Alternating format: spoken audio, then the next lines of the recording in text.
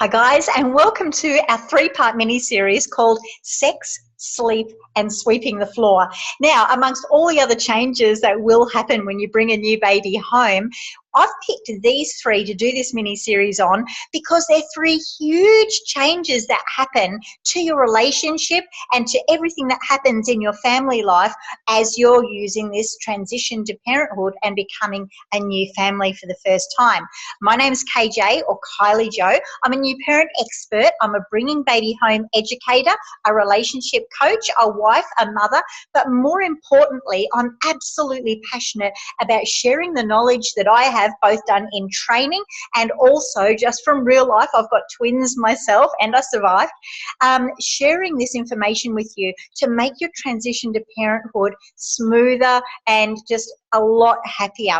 So not only are we going to talk about what happens with the changes with sex, sleep and sweeping the floor, but more importantly, we're going to give you some really helpful tips and hints on how to get over those times really successfully. So in this video, we are going to be talking about sex. We may as well start with a bang, so to speak.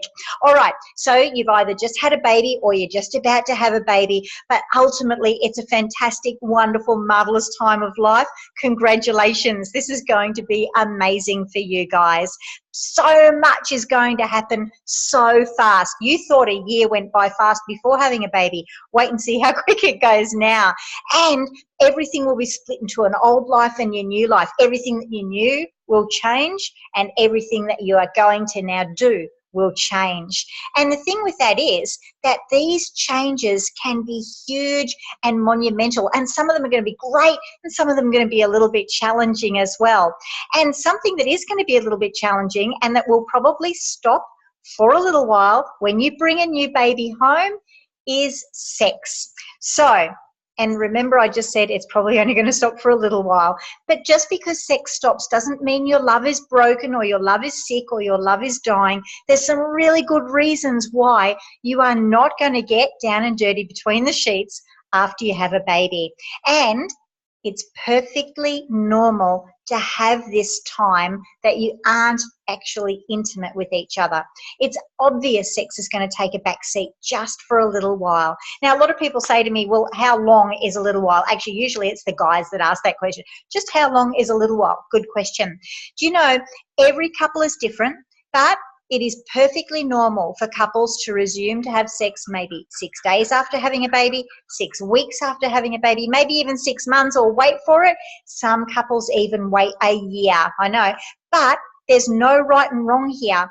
And in fact, if you have a look at it, 10% of couples don't resume having sex till somewhere between 6 and 18 months after having a baby, and 10% do it within the first 6 weeks, and everyone else is somewhere in the middle, all right?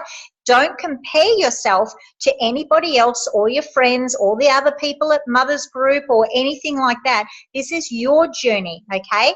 Why is it so different for everybody? That's a good question, because everybody is different.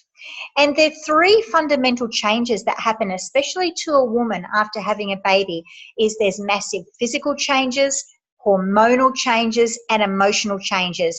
And each one of these plays a huge and significant role in how you feel ready again to actually resume having intercourse with your partner.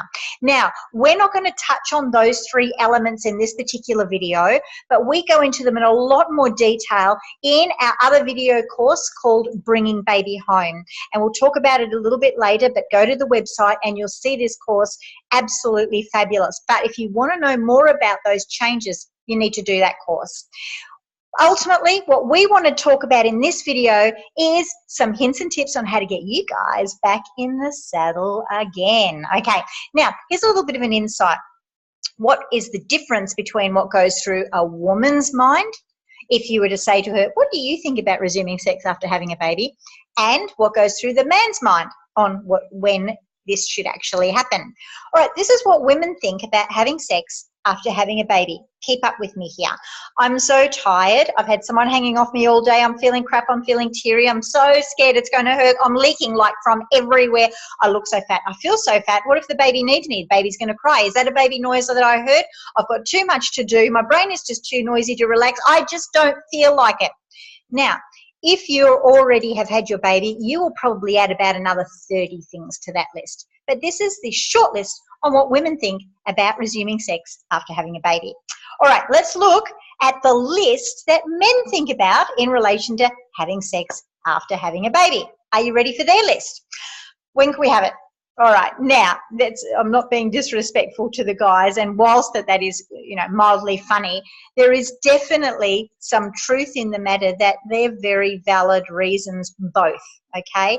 What guys think about and what girls think about are both absolutely valid to each other, but the guys is a little bit different in the way that they feel they need to resume a connection with their wives.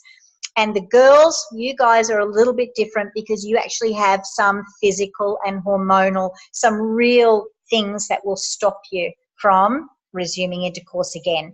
And you know what?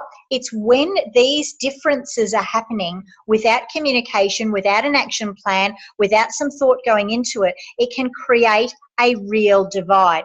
7 in 10 couples go through a very challenging time in their relationship after bringing a new baby home, and sex or the lack of it is one of those catalysts that start this divide.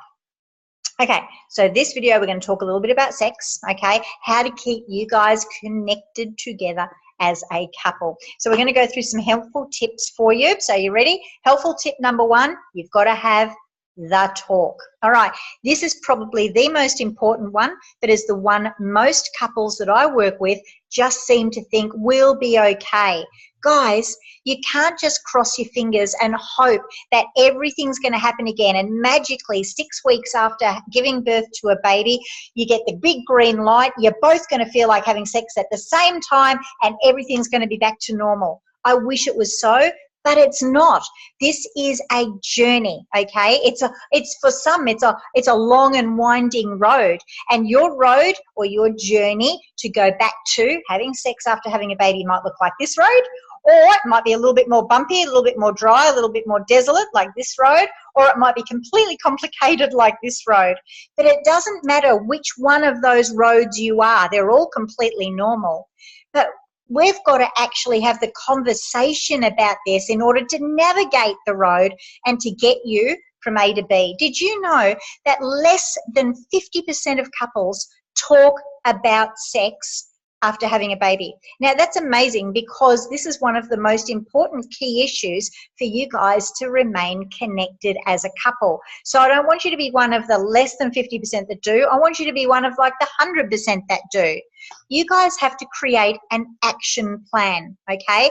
So you're going to watch this video, you're going to sit down and you're going to talk about it. I don't know how many times I've done videos where I say, okay, guys, pause the video and talk to each other. Everyone goes, oh yeah, we'll just watch the rest of the video and then we'll do it later. And then you never do.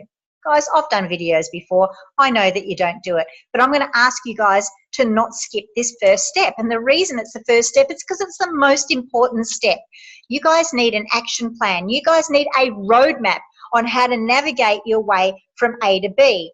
Sex is going to be completely different, but you guys need to communicate openly and honestly. Talk about your fears, your desires, your wants, your needs, and that includes both of you. Get it down, do the old-fashioned thing, get a piece of paper and a pen, and both of you have the absolute right to let each other know how you're going to be feeling and what you're going to be doing, okay? Put things on the table. Put sex on the table. Or not on the table, which depends if you've got your in-laws over for dinner. That's probably not going to be fun. Anyway, that's another story. Okay, number 1 is talk about it. You've got to do that. And we talk about that more in the Bringing Baby Home program.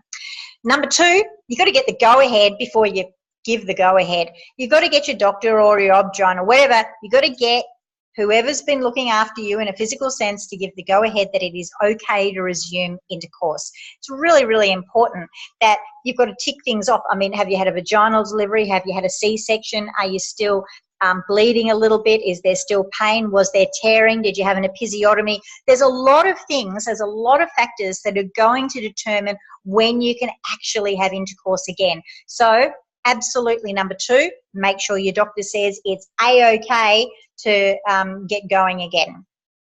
Number 3, use precautions. Okay, now, did you know that you are fertile 2 weeks before you get your period? And a lot of girls can get their period anywhere like up to, say, 6 weeks after having a baby. So that means for a lot of couples or for a lot of girls, they don't even know it, but they're actually fertile 4 weeks after having a baby. And breastfeeding doesn't necessarily safeguard you against conceiving again. Okay, so this is a really important question that you guys need to ask of each other. What kind of precautions are you going to use? Because let's say you are one of those 10% that decide to have sex again, like within 4 or 6 weeks after having a baby. If you do that without contraception, bingo, you've got a back-to-back baby. Now, that's okay if you want a back-to-back baby. I actually know of a couple that had twins, and then they had sex the month later, she got pregnant again with twins. This is a true story. And then when they were due, they actually came early. So those twins were actually the 4 children, twins number 1, twins number 2, were 10.5 months apart. Seriously. Anyway, they all survived and it's fine.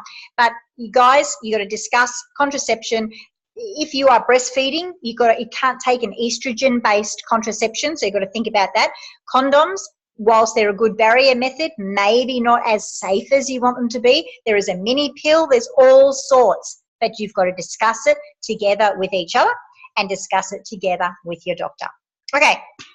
Number 4, be prepared for some body changes. Now, sex is all about feeling and touching and holding and looking and all of those things. Now, I can tell you, if this is your first time baby, you might not be prepared for some of the changes that are going to be happening to your body afterwards. Now, there's going to be stretch marks, there's going to be bigger boobs, there's going to be leaking boobs, there may be discharge down there, there's going to be so many things that aren't going to feel like that 19-year-old body that was all trim, taut and terrific, if you were ever lucky enough to have a kind of body like that, which I never was in the first place. But anyway, you've got to be prepared that there are these changes. Now, number 1, the girls, you guys are going to be feeling a little bit vulnerable and very self-conscious about these changes, okay? And number 2, guys, we really need your support and your encouragement and letting your lady know how beautiful she is, because you're both going to be coming from different sides here. You've got to be prepared for the changes. You've got to be prepared physically and emotionally. Hate this picture. I'm on Instagram, I do heaps of stuff, and I see all the pictures of, oh, look, this is me pregnant, and oh, look, this is me one day after having a baby. You know what? Some people can look like this, and that's great if you're one of those people. Can I tell you, most people don't look like this after having a baby. So be realistic with what you think your tummy's going to look like. Really get onto the web and do some Googling, you know, body changes after having a baby, and really have a look and see, because sometimes the more that you know what might be happening, you will feel more comfortable, okay? So this lady, beautiful, all right, but not everybody is going to bounce back and have this post-baby body, I can tell you. Let's be realistic and let's be supportive. And remember, you've just made a human being, okay? You're allowed to be softer and more supple and rounder, all right? I had twins, boy, do I know it. Okay, number 5, in getting back in the saddle again, start slow and build up. You don't have to hit a home run the first time you're getting back into the sack and going, oh, green light, let's go, whack, okay? Not going to happen. What is a really good idea is to start to have no expectations and no disappointments. Often what happens is communication goes down because the guy doesn't want to feel like he's just going, I want to have sex, I want to have sex, I want to have sex. And the girl doesn't want to always feel like she's saying, no, no, no, no. Sometimes it's okay to slow down and to actually feel out where you guys are. And it takes time to really get back into intercourse, okay? And remember, Intercourse is obviously, we're talking about sex and we're talking about intercourse, but intimacy is a very, very different thing. So maybe you start off with some intimacy. You start off with the cuddling and the stroking and the kissing, and then a little bit more passionate kissing, and maybe some masturbation, and maybe some oral sex. And that might take 3, 4, 5, 6 weeks to build up. And then when it does build up and you feel comfortable, you can actually have intercourse again, okay? Number 6, speaking of intercourse, use lube and lots of it. I don't know how to stress this point enough with you guys, but it is really important to get the lube happening. Buy it beforehand, go to the sex shop. It's not a scary thing, and there's lots of lubes in the supermarket as well, to be honest. But be aware whether you're using a water-based lubricant, which you'll need to use if you're using condoms, because you can't use a silicone-based lubricant. You've really got to have a look and see which lubes are best and which lubes are best based on the contraception that you're using. But what happens when a lady has a baby is hormones change, estrogen is there, and when that happens, that actually will dry you up vaginally.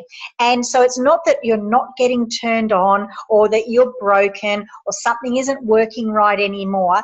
Hormonally, we're not making our own natural lubrication. So we're going to bring some in so we can get things going again. And one of the biggest fears that women have in resuming sex after having a baby is it going to hurt?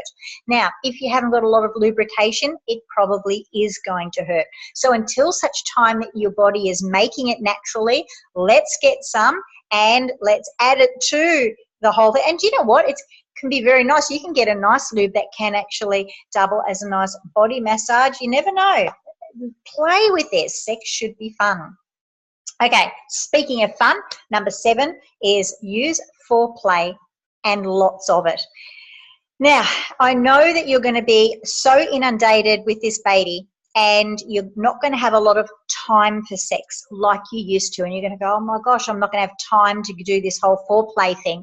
You know what? If you want your body to respond in a really positive way, then let's get the foreplay happening again. Now, here's a really interesting thing. Men and women are very different in the amount of time that it takes to become aroused when using foreplay. And generally speaking, a guy can take maybe 2, 3, 4, 5 minutes to become aroused when their partner is stimulating them, but a woman can take up to 20 minutes to become fully aroused with full stimulation. And often this is a really big problem when it comes to sexual dysfunction in couples, because women might be sitting there and the guy might be playing with them for 10 minutes and they go, nothing's happening. Oh, I can't believe this. And then mentally they're getting more and more frustrated, which is turning them off sexually. Ladies, it can take you 20 minutes on a good day to get aroused. After having a baby, that might be 25 minutes. That might be 30 minutes. So number 1, you need to be aware that that time is going to increase. Relax, enjoy it. And guys, you also need to be aware that it could take this long, and it's not your inability to provide pleasure to your partner. These are physical, hormonal, and emotional changes that are taking place. So lots of foreplay, lots of nice, quiet, gentle touching and feeling. And just remember that foreplay often starts before your clothes are even off. So maybe while you're brushing your teeth in the bedroom or whatever, you can start touching and start feeling. It doesn't have to be take off the clothes, get under the covers, right, let's go. All right, start to play with this and have some fun. The other thing with foreplay is, and I've said this before, one of the big things that women worry about, fear about, is it's going to hurt, okay? What foreplay does is it creates a sense of trust again. It's going to be gentle and it's not going to hurt, and it gives you that opportunity to apply some lube, which will also definitely increase pleasure, decrease pain. So foreplay is a really big one, guys. I know you, it's a wham bam, thank you ma'am. Let's get back to the pleasure of it. Okay. Pleasure. Number 8, feedback and lots of it. I said before at the start of the video that less than 50% of couples talk about sex. Less than 50% actually talk about sex during sex. But especially for you girls, your body is the one that's changed. Your feelings are the ones that are changing. They will return to normal at a particular time, but just not right at this second. So it's really important that you understand that you've got to give feedback to your partner about how things feel, what you might like, what you don't like, and what you need to do more of and what you need to do less of. And to a lot of couples, a lot of girls find it very hard to say simple things like, that's nice, honey, or, oh, do more of that, or not quite there, things like that. But if you can't even bring yourself to say those words, use sounds and say to your partner, look, I'm not comfortable with saying, oh, yes, baby, that does it for me. But maybe you can say, if I go, that really means I like it, I want more of that. If I'm quiet and still and nothing's happening, that probably means I don't want that anymore. But you guys have got to find out what your language is. Some couples are very happy to say, don't touch that, or yes, touch that more, or use sounds. But remember, you guys have to know what's the stop button, what's the go button, what you're allowed to do, what you're not allowed to do, and you're not going to know that unless you're giving and receiving feedback. Okay, speaking of feedback, the feedback that we have got being new parent educators is position is really important when it comes to resuming sex after having a baby. And what we mean by that is, again, depending on the type of birth you've had, whether it's a vaginal birth or a C-section, some positions are much more comfortable for a woman and her changes in her body than others. And generally there's two, and there's lots of information on the web, but the two that we're going to talk about quite simply is spooning, man behind, woman in front. She can very easily guide depth, etc., to make sure that it is comfortable for her, and also does allow for no pressure to happen on her belly region.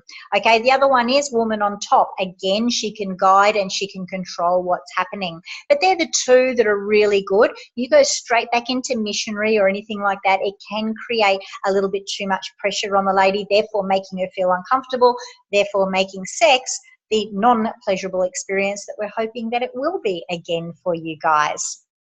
Number 10, it's going to feel different, and that's okay. You've got to remember, so much has happened to this body of yours that it will be different. It's not going to be different forever, and you will probably find that there are other things that maybe happen that you'll increase pleasure. So some things that you used to do mightn't feel the same, some things that you did do, but and the other things is there might be a difference in the tightening of your vagina, there might be a difference in the way you move against your partner. A lot of things will change. It's going to feel different. It's okay. Things you used to do, you may not do anymore, but you may find something else happens that is really, really good. It's like a reawakening, which can be great. So, all right. So don't stress when things don't feel the same anymore. And again, this is this communication thing. It's really good to say, no, can you not do that anymore? Or yes, can you keep doing that? Communication during sex is really, really important. Don't make sex the last chore of the day. Now, I don't have babies at home. I'm a mature lady, and we live here with our lifestyle. And can I tell you, if I always made sex the last thing on my list to do every day, I'd probably fall asleep as well. But you guys especially are going through the most monumental changes in your life. You're going to get to the end of the day, especially at about 10 o'clock p.m. when your circadian rhythm clicks in and says you should be going to sleep. And we'll talk about that more in our sleep video, which is the next one. If you wait until you go, oh, we'll get to bed and we'll have sex, I can guarantee you, one, if not both of you, are not going to feel like it. You're probably going to fall asleep, and then the cycle will continue, okay? Don't make it the last thing of the day. Try some afternoon delight. Yeah, come home and, quickly. Baby is going to be okay in that bassinet for half an hour, I can promise you. But you've got to make sex a priority, okay? If you just say, oh, when we get to bed tonight, that means everything else that's happened in the day is a priority, and you haven't made sex a priority. It might be in the morning, it might be at lunchtime, it might be in the afternoon, it might be before dinner, it might be just after dinner. It might be when you get to go to bed, but I can tell you, if you wait till you get to go to bed, you will probably find that one or both of you will be too tired. And we're trying to get you guys back in the saddle again, so don't get too tired.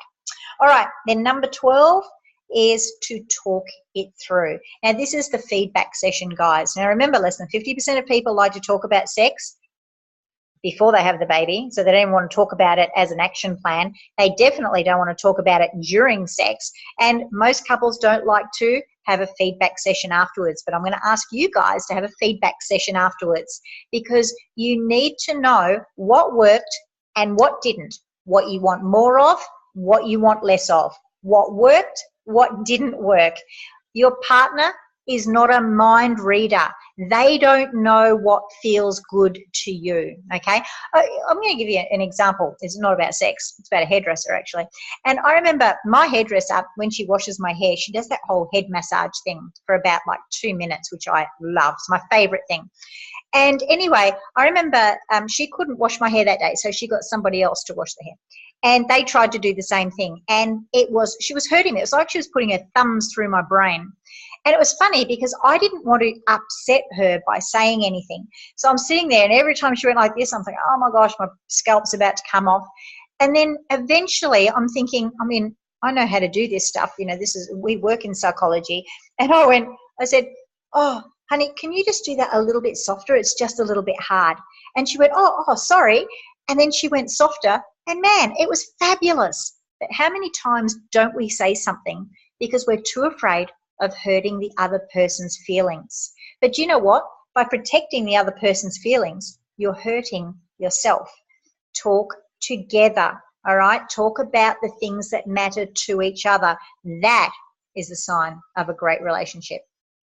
Speaking of relationships, for a relationship to be successful, especially after bringing a new baby home, it is critical for a couple to maintain intimacy, all right? Remember, there's a difference between intimacy and sex, but you guys have got to stay close and connected as a couple. I know you're going to be tired, and I know your body's not going to feel right, and I know you're going to be nursing and leaking, and I know that you might have a little bit of pain here and there, and you might be worried that it's going to hurt and the baby's going to be crying. But you've got to find a way to stay connected, guys. Don't just assume everything's off the table because you're going through that.